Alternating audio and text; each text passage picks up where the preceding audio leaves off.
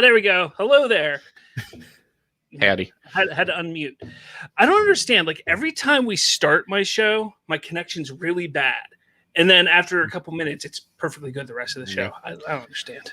Can't be any worse than like that interview with No Name. Yes. Well, we'll put that up here in a minute or at the end of the show and say, hey, tease for next week. But yeah. So first off. Hello, Peter. How's it going, sir? How's it going? Yeah, Peter. It's going great. Peter. Yeah. Oh, yeah. I mean, it's been going. We didn't do a show last week, so it's been a couple weeks. But anything interesting come up for you over the last week or so? I watched Shang-Chi. That's about the extent. Yeah, we'll definitely get into Shang-Chi. Shang-Chi. It's not Shang-Chi. I'm sorry. That was very Caucasian of me. But we're going to get into a review of that. We'll also talk about last week's What If episode. The next episode comes out tomorrow. I know I'm a little behind on all of this, but we're going to talk about What If. And did you happen to catch the little tease that was dropped today for an upcoming film called The Matrix? I've never really heard of this before. But shit. No, that's so small. I've never heard of it before. It's not like we totally rebooted the first 3 episodes in one of our Matrix movie boots. Oh, no, not even. Never watched it. Don't even know who like the main actor is. What is his name? Keanu Reeves? I don't. It sounds like a candy. Yeah, weird. Like it's like he's like Jesus or something. I don't know. Yes. Oh man, I don't know what's going on with my connection right now. It's actually really bothering me. So I apologize to anybody watching, and my connection is ass. But I just don't move. Give me 1 second here. I'm going to do something. And hi, all 104 of you. I'll hold it.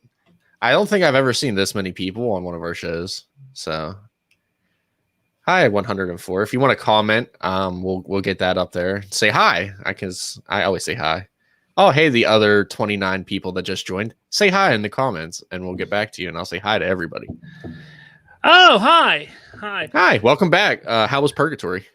Well, it says 132 people are watching from YouTube, so people comment. There's 155. Yeah, say comment hi, and I'll say hi back to every single one. Also on the Twitch, I see somebody watching from the Twitch. I'll do whatever you got to do over there. I'll say hi to you as well. All right, let's get into it here. Yeah, the Matrix tease was pretty cool. I'm looking forward to that movie. I can't wait for it to come out. It comes out December 22nd. It's going to be in theaters and HBO Max, which is awesome. We also have a little tease of what the movie's going to look like. So that's kind of awesome. That tease is teasing a trailer coming in 2 days. It comes out Thursday the 9th, I believe. So we'll be on the lookout for that. I thought it was interesting how they dropped it. Like you pick the pill, and I mean, there was obviously you get to watch both of them, but I mean, it was cool that they were like, pick what one you want to watch first. Yeah, I'm down. I'm all for this movie. I know the second and third one sucked. I get that. The first one I think is a fantastic movie. The second and third sucked. I'm holding out hope that this one's going to be awesome. I really am. Yeah. I mean, I just don't know what they would do because like the third one seemed like a definitive end. Yeah, we'll see. I think they'll figure something out. I think they got it. Especially because Keanu Reeves shouldn't be able to come back either, based on the end of the third one. Spoilers, but yeah, like I don't see how that would work. Yeah. All right. So quickly, because I want to get into the meat and potatoes here of the whole X-Men or mutants aspect, how to introduce the mutants into the MCU. I want to get to that here in a moment. But first and foremost, what I want to do is I want to talk about What If from last week. And this was the episode that I think a lot of people were hoping to see from the get-go, that really kind of explores a what if scenario that's dark and just crazy. Like it is. It's a crazy concept. So I watched it again. If you've watched my reviews or reactions to What If, I haven't really liked the show at all thus far. Like I said, I think it's just a toddler playing with his Avengers action figures on his floor, going, "Hey, Black Panther and this person are best friends now, and this one have relations together," or whatever. I don't know, Nice. but that is what I feel like the show has been. This one was the most intriguing. I have to say, it had my attention the most. But again, it still felt like a little kid, or not so much a little kid. It felt like a 13-year-old emo kid playing with toys. Hits the G note and the eyeliner comes on. Now, knowing some of the things that we know about the MCU and how the MCU has played out thus far, the fact that they tried to sit there and say, okay, this has to. So in this episode, I know you haven't watched it, so spoilers if you have or haven't. Basically, instead of Doctor Strange losing his hands like he did in the Doctor Strange film, he loses his heart, which was played by Rachel McAdams, the nurse that he's in love with. She dies in that car accident instead of him losing his hands. Well, in the show, they say this has to happen. This is a moment in time that has to happen. It's going to happen, and we move forward, and it's it. That's all it is. But to me, it doesn't make any sense, because we know it doesn't have to happen, because in the MCU, he loses his hands. So the whole thing is about him trying to stop her from dying, and it leads him down a dark path and becoming an evil Doctor Strange to the point where he destroys the world. Nice. But they keep saying she has to die. She has to die. When we know in the MCU, that's not the case. So that was kind of annoying. And again, I just feel like this concept of what if does not fit when you connect it to the grander MCU. If What If was a standalone series that, look, this is what if, this is over here, this is just cool ideas that we had that we're not going to put over here because we got something going on, I would have been cool. But now that they've stated that it is going to connect in some form or fashion to the grander MCU, I feel like it doesn't fit, it doesn't work. And that's just how I feel about it. So yeah. That's that. I after the first episode, I can't watch it. It was too bad. I just couldn't. Yeah, it's not great. It really isn't. All right, so now we're going to jump over to our Shang-Chi review. We're going to do a quick review, quick reaction here for this. I'm sure you've all watched countless reviews over on the YouTubes and the Twitters and the TikToks and the Instagrams and all that. We're going to just do a quick review and reaction. I'm just going to start off and say, I like to start off with the bad. And honestly, I'm sitting here thinking the bad is also kind of some of the good, if that makes sense. The bad was Awkwafina, for one. I felt her character at times was just kind of the cringiest and the most annoying. Yeah. But there were also moments with Awkwafina that I thought were some of the best moments in the movie. So it kind of, it counterbalanced itself. Besides that, I think that probably the worst aspect of the movie is the fact that we have to wait so long to see his story continue now. Yeah. Because we have no idea when he's coming back and when we're going to see anything more from Shang-Chi. It was such an exciting movie. And I look at it now, getting into the good, I look at it as it was a great new take on the superhero genre, especially by introducing those kung fu karate-esque elements. I thought it was just a lot of fun, and it was cool to see in the MCU. The story was solid, and I think one of my favorite parts about it was the use of the protagonist and the antagonist and their motives. It was kind of flipped. And I don't know if a lot of people caught this, because I've watched a lot of reviews and talked to a lot of people. They haven't caught this. But the antagonist is pursuing his goals because of the love and his heart. Whereas the antagonist, which was Shang-Chi, he is pushing forward, not so much pursuing anything, but he's pushing forward due to his anger and, might I say, the hatred that he has for how his childhood was. He fell to the dark side. Which is kind of weird, because it's flipped. Normally you see the antagonist being the one that's... Or wait, did I say that? I said it wrong. I said it backwards. Shang-Chi. Well, you guys know what I'm saying. my notes are shit right now, but it's all good. But no, Shang-Chi was the one who was like, he had like the dark desires, whereas the Mandarin or his father, he had good intentions. I mean, his history was evil. His history was bad, but his intentions and motives for this movie moving forward, they were all good intentions. It's just that he went about it the wrong way. So I really did like that whole aspect of it. And last thing I'll say about it before Colton jumps in, the fighting was just freaking awesome. It was so cool to see. It really was. So what were your thoughts? I didn't really take that extensive notes. So I really kind of focused on like the beginning of the movie, because at that point I was just like drug into it and I was really riding. The origins in the beginning of the film with the 10 rings, super dope. Fight choreography, amazing. I can't argue with that. Like it looked like Stan Lee and Jackie Chan had a fucking love baby out there. Jet Li? Jet Li, not Stan. Well, no, Stan Lee can do it too. Fuck it, he was there. or Bruce Lee? Like which Bruce Lee? I don't know. Whatever. The Crow was there. And that bus scene that was in the trailers, super dope. Like that was really good. Yeah. Easily probably the high point of the movie. I don't know, man. I loved the ending. I thought the ending was phenomenal. Just all the fighting. And here's the thing that I love about Shang-Chi, and this kind of goes back because I recently posted my rankings of the MCU, and people are shocked at how high I have Thor on the list. I mean, Thor is in my top, I think it's in my top 10.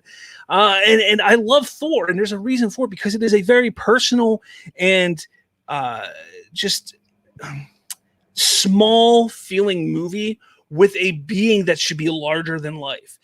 And that's what I really liked about Thor, because it kind of grounded the character a little bit. Whereas same kind of thing happened with Shang-Chi. Now, we don't know a lot about Shang-Chi. I don't really know much about the comics, but the character in this, we can tell he's supposed to be something larger and bigger than life. And he just so happens to be in a movie that is very, again, small, and it's, very personal. And that's what I really liked about it. And the final battle kind of did the same thing to me that the final fight in Thor, the first Thor movie, did, which it's just secluded in this one area. And it's like, get this to this, do this to that, and be done with it. And it's something simple. It's something that you can follow. And because the story was so good getting to that point, I had more emotion for that moment at the end with him and his father than I have had in almost every other Marvel film that isn't Endgame. I literally sat there and I was like, I'm tearing up a little bit here, and I just met these characters an hour and a half ago. It was that good. We all know that you teared up during Civil War. Don't lie about it. You'll see my references to that in my X-Men thing. Yes, but I only got 2 negatives for this, and one is like the runaway bus had some bad CGI at times. Nitpicky, and then the stupid fucking Marvel humor when Shang-Chi's talking about his childhood and she goes, "Oh, we're out of chicken. Do you want beef or vegetarian?" Like, shut the fuck up. Like, I'm invested in something else. Yeah, no, you're not wrong. There was obviously you had that Marvel humor in there, and again, that's Awkwafina kind of played that role as the comedic relief. And that's the thing. There were times when it was just cringe and just I didn't want to deal with it. But most of the time, I enjoyed her character. I don't think I've ever really paid attention to her in anything else that I've watched her in. I can't think of anything else I've watched her in. But this, I was like, hey, I might check out some other stuff that she's done, because she's actually a pretty decent actress. Yeah. I mean, those are my only 2 negatives, and I feel like the one's kind of nitpicky. Yeah. Well, what did you think of the the mid-credit scene? Which one was that one? Was that with the spoilers? The mid-credit scene is with Banner, Captain Marvel.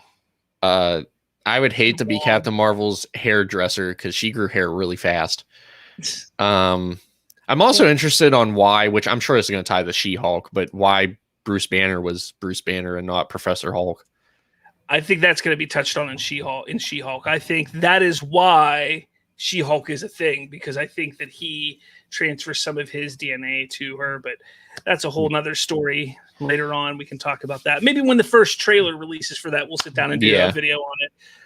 I mean, I just want to know why Wong was fighting Abomination. That's all I want to know. And then they were buddies. Yeah, like it was like two random characters. Like, yes, we'll take one that's from that terrible Hulk movie, and then we're gonna take Wong, and they're just gonna fight. Terrible. I love that. I think that Hulk movie's in my top 10 MCU movies. Also, you people, I tell you. What do you mean, you people? Baldies. Wow. Smacked my hairline back 3 feet. All right, everyone. I do have a question for you though. Oh, okay. In the I guess mid-credit scene, what do you think the Beacon was calling out to? A lot of people speculate that it's the Eternals, because I think a lot of people, and even my son Chase, he's saying that he feels that the rings were made by or for the Eternals, which I can understand. I can get that whole idea. I honestly, I don't know. I don't know enough, and I know that they changed the story of the 10 rings for this movie, because in the comics, from what I understand, they weren't rings that like kind of went on your arms and made you more powerful. And some iterations, there were literal rings that you put on your hands and utilize, and it gave you some abilities. So they've changed it enough where I'm not even going to utilize the comics to try and figure out what they're doing. I'm just going to sit back, relax, and get excited about what's to come, because this was many hundreds times better than what Black Widow was. Yeah. And this got me excited again for the MCU. And that's what I wanted. I wanted something that was going to get me excited again for what Marvel was doing in their films, because I've liked the TV shows more so than not. We haven't had a great Marvel movie since, really, if you think about it, Infinity War. I mean, Endgame was great. It was a bunch of fan service moments in that movie. Yeah, I'm gonna say everything about Endgame was just fan service. Yeah, There's 3 hours of it.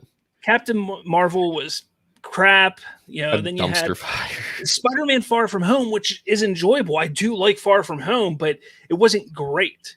And Black Widow is what it was. So this was like the first great Marvel movie we've had in 3 years, 4 years, 3 years, 4 years, whatever. Yeah. So that's what I was looking for. Yeah, I wasn't looking forward to the Shang-Chi or whatever. It actually surprised me. I'm not going to lie. I was like, I don't care if I see this or not. And I was like, wow, I can't believe I don't want to see this. All right. So before we move on, I just want everybody to know, head over to Spoilerverse.com to get more from Bridging the Geekdoms. You could find so many other great shows over there. I'm just going to name a couple: Spoiler Country, Narrative Gunslingers, Misery Point Radio. Some great podcasts and shows on the Spoilerverse network. You can head to Spoilerverse.com to find all of them today. So make sure you do that. And then if you are watching, I'm guessing we kind of popped up in some kind of feed or algorithm on YouTube, because we're having a bunch of viewers, but nobody's interacting. So it's probably people just kind of clicking through. So if you happen to be clicking through right now, make a comment. Say hi in the comments. All right, so let's get going here. We know that mutants at some point in time, some form or fashion, are going to have to pop up in the Marvel Cinematic Universe. We know this. We've been wanting it since we heard that Fox was going to be bought out by Disney. We've wanted it before then. And we've always speculated, everybody speculated, oh, they can do it this way. They can do it this way. I was one of the ones back before Infinity War came out, like, oh, this is the way they can do it with the Infinity Stones. And then people said, nope, it's going to be Wanda and WandaVision. And then nope, it's going to be in Spider-Man or Doctor Strange. But Colton and I are going to sit here and we're going to kind of pitch back and forth some ideas on what we think and believe would be a great way to not only introduce the mutants to the MCU, to the grander universe, but also maybe get some actors and actresses in mind that who could play the roles, and give a little background on why the mutants feel the way they do in the 21st century. Because let's face it, the Magneto storyline and the Professor X storyline doesn't fit in 2021, because that would make them like 90, and that's Deadpool. Yeah.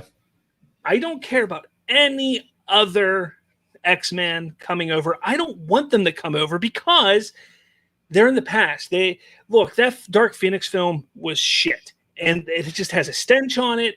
Just leave it be. let it die, kill it dead, whatever. Just get rid of it. That crew, those actors, while a lot of them play their roles perfectly, I think they can find other people.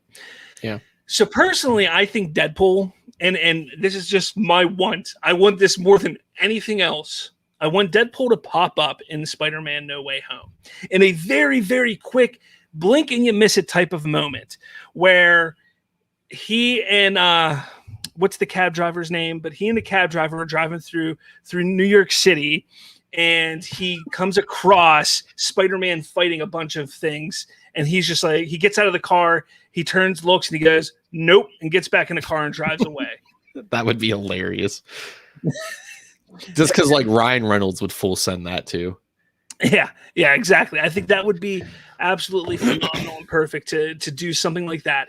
And that would be like, holy shit, because they're exploring the multiverse in that movie, you can then be like, oh shit, Deadpool came over with Green Goblin or Doc Ock or something like that.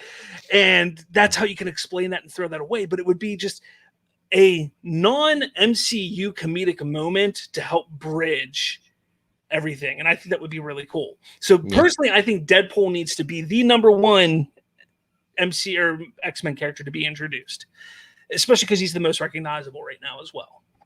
Yeah, true. I agree. Actually, he is the first one. I found it in my Doctor Strange arc. So I'll go into the Doctor Strange arc, or as I typed the Doctor Strange's arc. Doctor Strange, to some degree, must know about the TVA and how they operate, based on the Ancient One doing her whole speech in Endgame. Like, that she understands the sacred timeline, whatever. There has to be some degree of knowledge. And who's in charge of the sacred timeline. Strange then opens a portal to the TVA only to discover that it's in shambles and nothing like what Strange remembers. So that's when he takes it upon himself to fix the timelines. Or at least his. Returning back to the Sanctorum, Strange casts a spell to return, the X-Men back to their proper time in the 80s, basically setting up the Days of Future Past. By the end of Strange arc, not all the timelines would line up and be corrected, but, they would still kind of be able to play out. Through going through multiple portals, trying to fix everything, he runs into, like, Deadpool. There's a timeline or in the multiverse that like the mutants are literally just barbarians just burning the world. And just different things like that. So I think what would be really cool. So I kind of was thinking about this.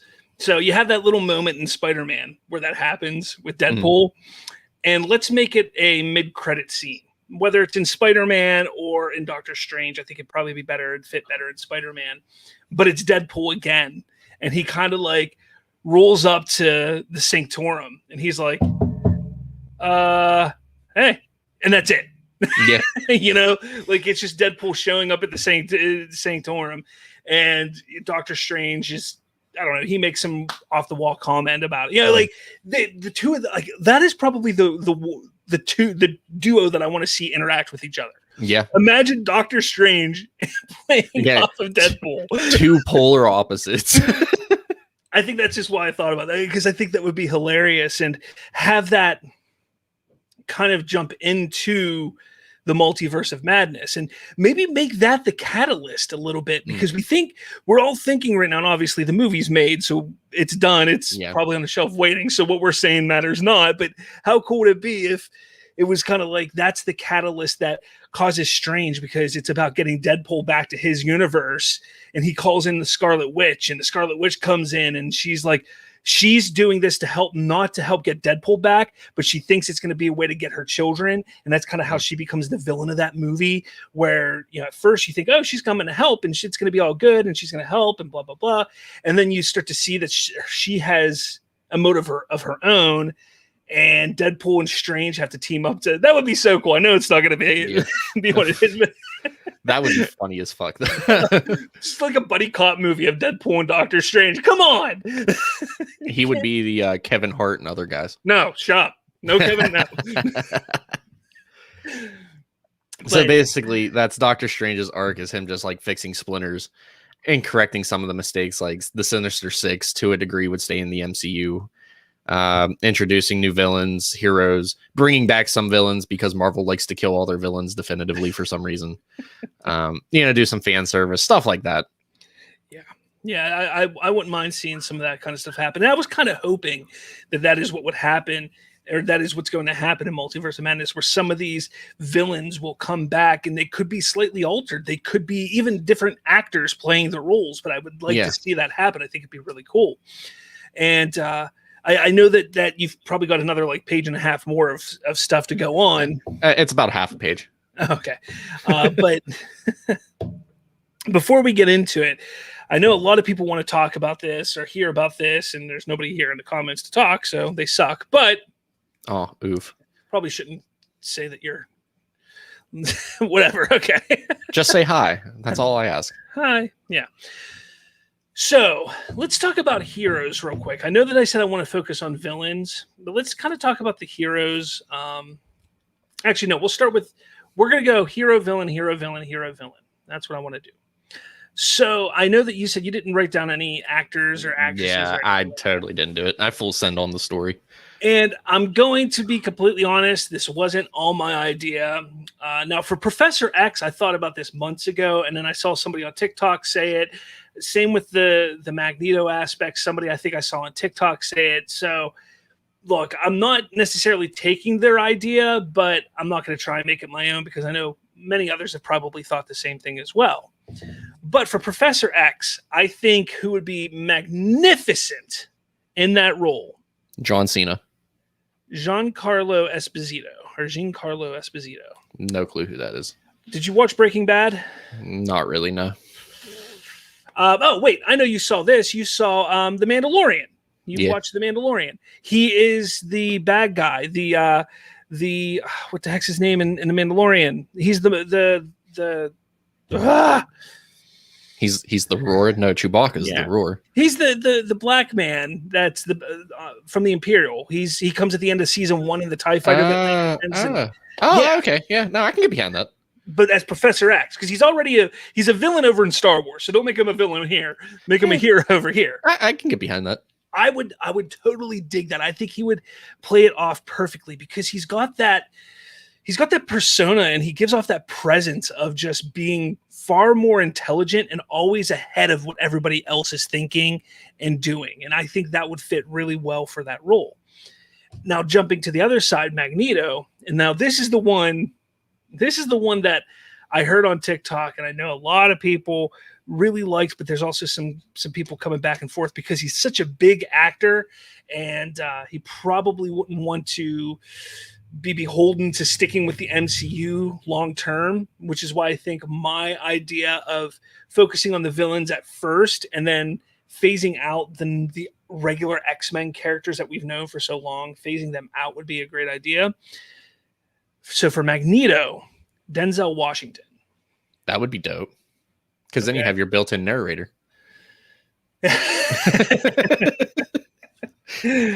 But Denzel Washington would be phenomenal as Magneto.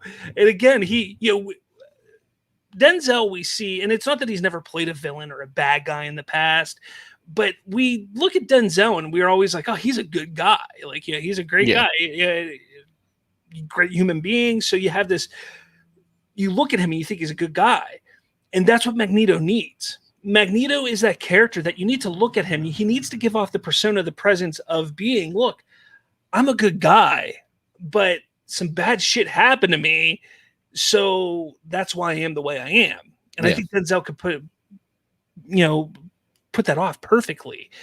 Now, Deadpool, I think a lot of people, look, I know people won't want me to say this, but I think they got to keep Ryan Reynolds as Deadpool. I mean, there's literally no one else to play Deadpool. No, there really isn't. No one else at all. Mystique, because it's another one that I think a lot of people like. I think Elle Fanning would be really interesting as Mystique. She's not a huge actress. It's not like she's done a lot. I'm sure you'll find some things that you've seen her in, but you've not realized that that's who it is. And I think she would be perfect for it because let's face it.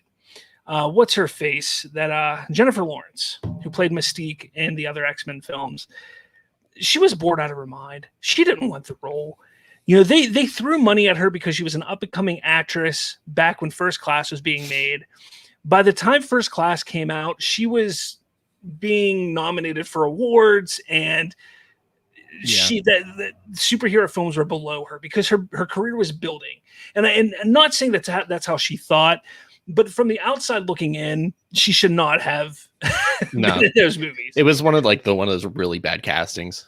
Yeah, and that's the thing. It's unfortunate because Jennifer Lawrence is an amazing actress, but that just wasn't a fit for her. It was just because she was not becoming an actress. They knew that she was going to be big, and they got lucky and got her signed on before she was too big.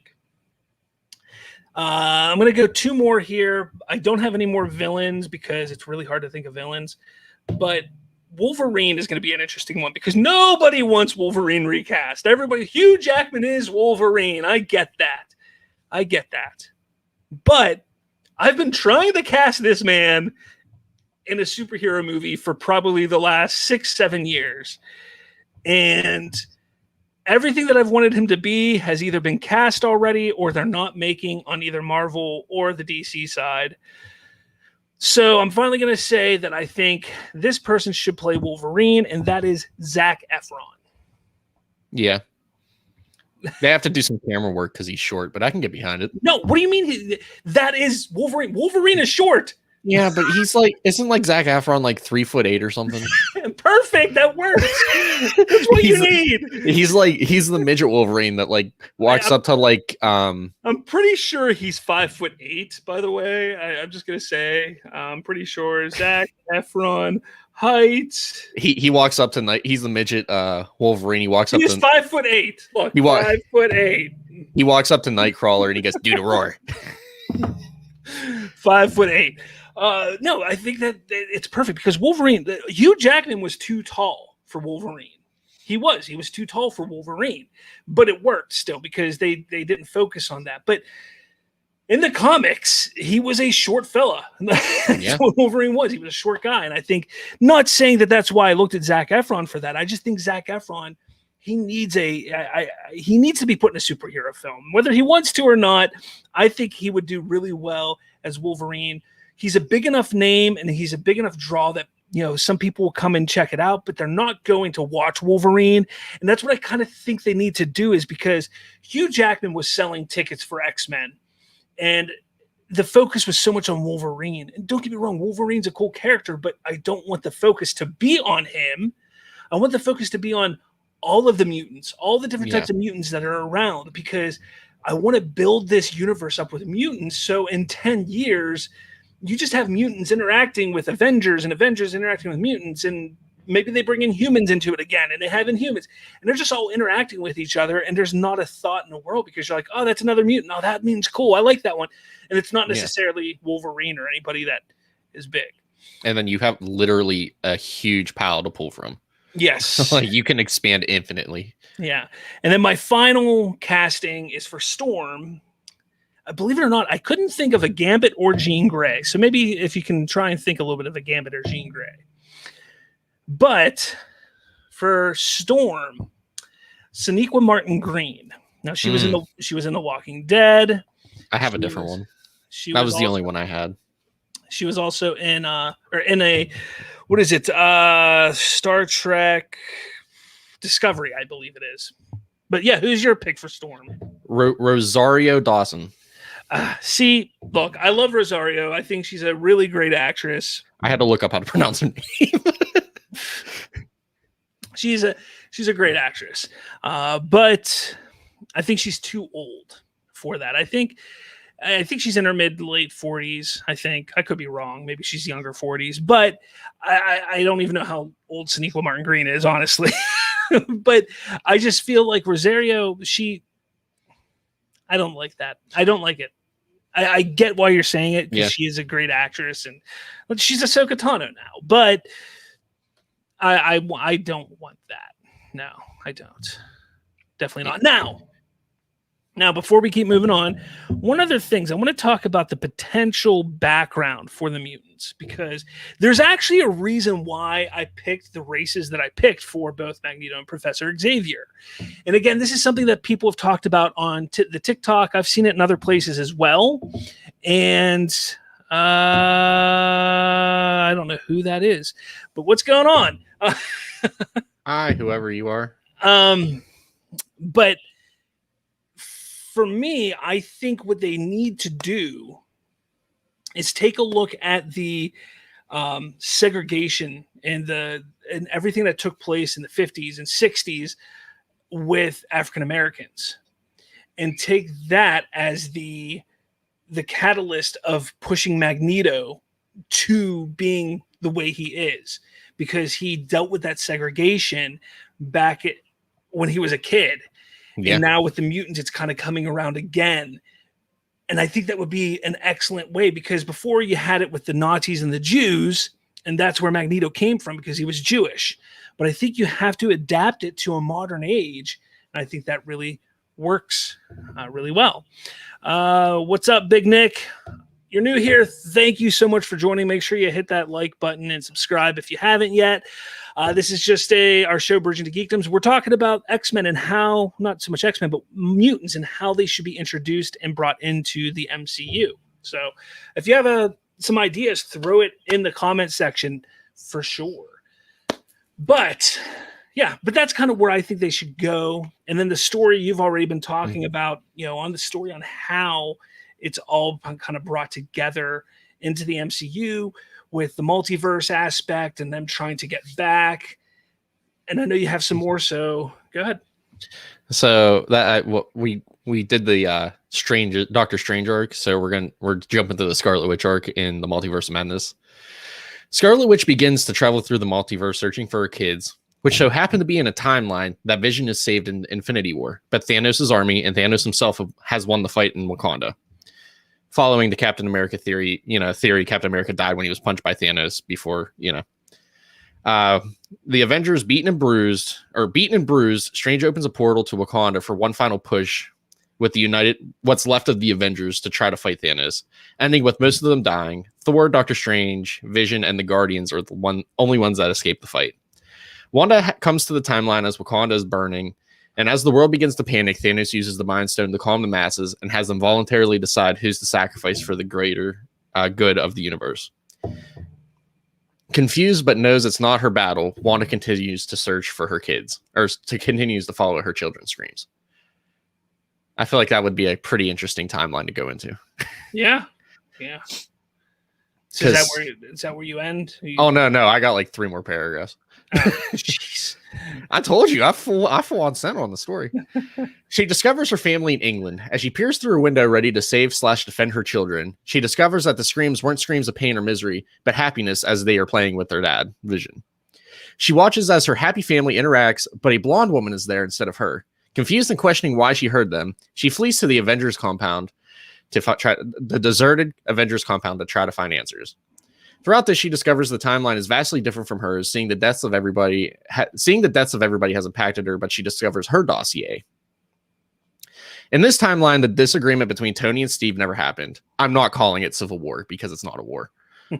But a different agreement occurred. One creating peace and non-involvement with the mutants, signed by Charles Xavier. And that's all we get of Charles Xavier.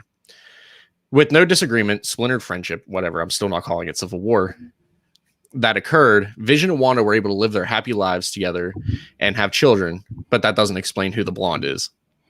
A portal opens up behind her, revealing a stressed Doctor Strange who is confused on why she's here. Revealing that this timeline has another magic user, it flashes to the blonde feeding Vision and the family. And that's how I ended it, because I couldn't think of how else to go from there. Basically, the blonde is magic. Okay. That's what I was leading to, but I couldn't figure out, and it would end with a battle between Scarlet Witch and Magic. It'd be cool to see Magic brought in and actually done well, unlike New Mutants. But I think, you're kind of, I think we were both kind of leading to, because you talked about, you don't want to do a Civil War thing. I think this would be an excellent segue into getting to Civil War 2. Yeah. Well, I mean, you could lead there. I just wasn't calling the Tony and Steve argument Civil War because it's not Civil War, especially when you're throwing the mutants in there because they were actually in Civil War. Yeah. But that's why I think they should build up to Civil War II with all of this. I think they should push forward and really jump ahead a bit at some point. And Big Nick says Nightcrawler is his fave. I like Nightcrawler as well. Yeah, he's dope. I felt that they didn't do him very well in the movies. X2 they did okay, and then I think it was in the last two of the newer X-Men movies, and again, those last two especially, were just pretty bad.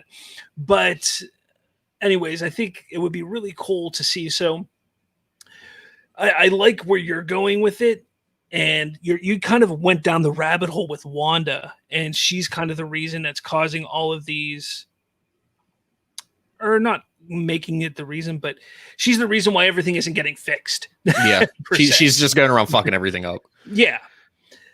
But I think while Wanda's doing all that, that's when over on the main timeline, everything with what they've done, or what I was saying that should happen, where you have the Brotherhood against the Avengers, and you have Xavier and his mutants over on the side trying to figure things out. I think what would be really cool is you have this fight going on between the Brotherhood and the Avengers, and then at some point it comes to Professor X, meeting with, maybe it's Banner or Strange or whoever. And there's an agreement like, okay, this is something that's going on that we can't fix. So we have to learn to live together moving forward, but we have to stop the Brotherhood right now because they're on a rampage, because they're confused, they're lost. We need to kind of get them to understand. And that kind of then gives you the two sides. But we also have Secret War coming up in the Marvel Cinematic Universe, which I think is dope. It's dope, but it's going to be really interesting to see what heroes, if they follow the comics, what heroes are going to be the ones that are not actually the heroes and Skrulls in disguise. Yeah. And that's what is going to be really interesting to see if they follow that and how that's going to work, because that could play right into this whole event that's taking place here, where you could have some of the Avengers, some of the heroes just acting out of character that just doesn't seem right. Like, why is War Machine, for instance, let's just say Rhodey, he is like dead set against these mutants, and he's like, we must kill them, they cannot survive, blah, blah, blah, all that kind of stuff. That's not something Rhodey would do. He would think logically behind it. He's a smart man. He would think logically. Yeah. And you have these heroes that are thinking like that, but we don't realize until we hit that Secret War that, okay, this was something else, which then blows up into Civil War II. Yeah.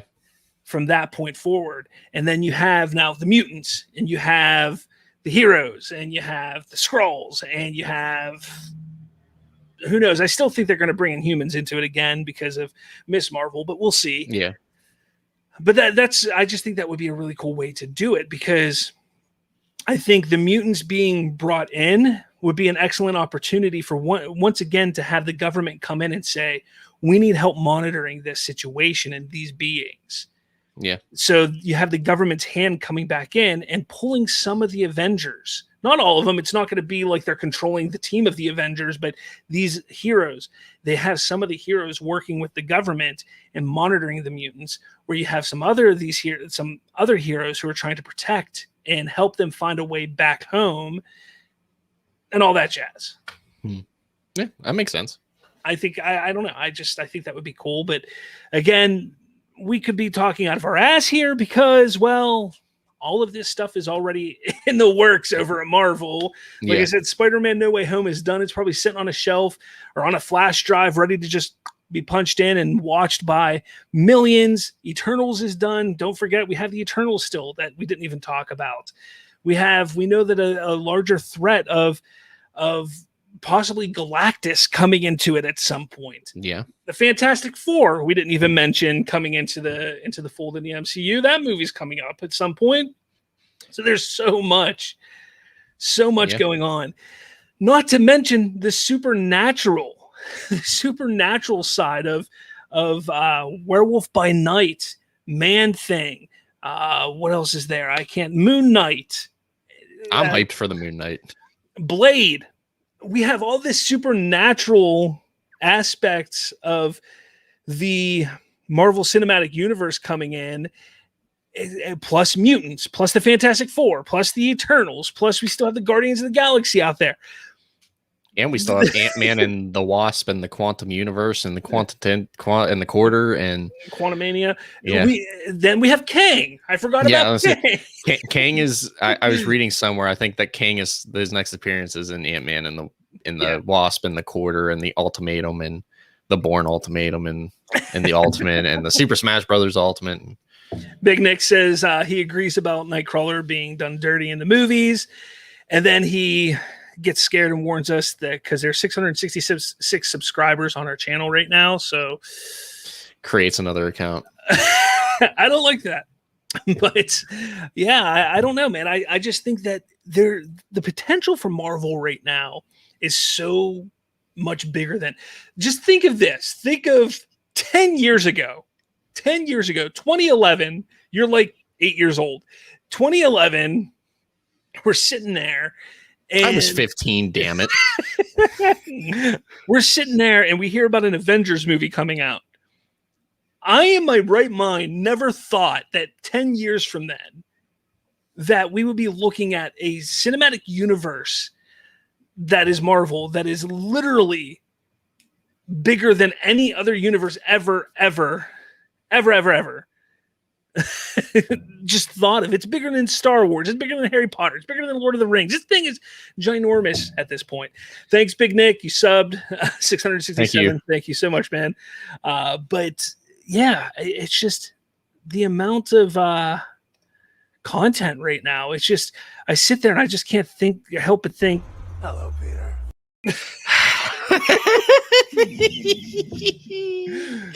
God damn it. Peter. But yeah, I don't know. What are your thoughts? I mean, the X-Men, I don't think we really got into it enough. I think that there's so much more that we can talk about, but there's a lot you can talk about. There really is. But I think after we see Ant-Man and the Quarter Ultimatum and Bourne Ultimate or whatever, that's when we're going to see the Fantastic Four, because I'm sure at some point in time there's going to be time travel. Mm-hmm. And if you go back to like when Kang first like showed himself, quote unquote, it was in ancient Egypt, and somehow the Fantastic Four got misplaced down there and fought him. Like that's an actual storyline in the comics. That was research I was doing. And I was like, oh shit, I can't even like bring Kang into anything. He's already confirmed. So I was like, well, this was a waste of 20 minutes. But I mean, if you're really gonna go like the whole like time travel thing and like introduce Kang the Conqueror and not like the One Who Remains or the whatever, then the Fantastic Four would probably jump in there. Yeah, for sure. Now, I don't know. There's just so much that we can discuss, and maybe we'll do another episode in a few weeks about that. And maybe we'll know more at that point in time, hopefully. Yeah. I'm looking forward to it. I can't wait to see what happens with the MCU. There's so much going on right now. Yeah, we got so much all at once, and I don't even think they know what they want to do with it yet. To be honest, they did acquire like everything all at once. Yeah. It's going to be interesting to see how Kevin Feige makes this play out, because those first 10, 11 years, it was pretty singular of a story. Yeah. But now it's getting kind of large. There's a lot going on, a lot of moving pieces. It'll be interesting to see how it plays out. Now, before we go, because we are going to be closing up shop here, I do want to give you an announcement of what next week's next week's interview is going to be. And my buddy Colton, right there, over there, Colton, that man there. It's your boy. He sat down. John gets the pitchfork. I could hear him squealing on the other side of the country. John got his penis radar going off right now. He said it. He got like the aluminum foil dong on his head, and he's like picking up the penis rays. Or testosterone is what. Just so you know, I left a lot of that in the interview because I thought it was hilarious. So I hope John listens. Could John get like a pre-release version of it first? Maybe I'll send it to him. Get some like the day before it releases, so he can scream at me. But our upcoming interview that Colton got to do, this is his first one on the channel here. He's going to be doing more moving forward, so be on the lookout for that. But he sat down with Spoiler Country's Kenrick Regan, and he is the co-host along with John Horsley. John Horsley, I actually interviewed a couple weeks back, or about a month ago, actually. I sat down with John, and now we got the other host of Spoiler Country, and Colton did that. It was it's hilarious. I just edited it the other day. I laughed my ass off so much listening to that. So I hope you all enjoy it and check it out. That'll be out next Wednesday, which is the 15th, September 15th at noon. So be on the lookout for that. Bless. Hello, Peter. I wish I knew how to use this. I'd take my face off and just put Joe Swanson there. Do it. I don't know how to do it. I would. Gets a green screen and just dives out of the way. I'll figure it out. I've been messing with video editing a lot lately, so I'll see if I can figure it out. But anything else there, Colton? All of you who watched or joined in on the conversation, thank you so much for stopping by. Make sure you hit that like button. Make sure you smash subscribe. Make sure you come back and look at all the content that we have. I dropped a Shooting a Sith episode today that talked about Luke Skywalker versus Ahsoka Tano. Who is more skilled? That is a hot topic right now going on in the Star Wars realm. And Baby Yoda. My answer may surprise you. Maybe not. Baby Yoda's more skilled, easily. But yeah, with all that said, guys, thank you so much for watching. Make sure you head over to spoilerverse.com for more. And with all that said, I've been Robert. That kid right there has been your boy, Colton, and I will talk at all of you later.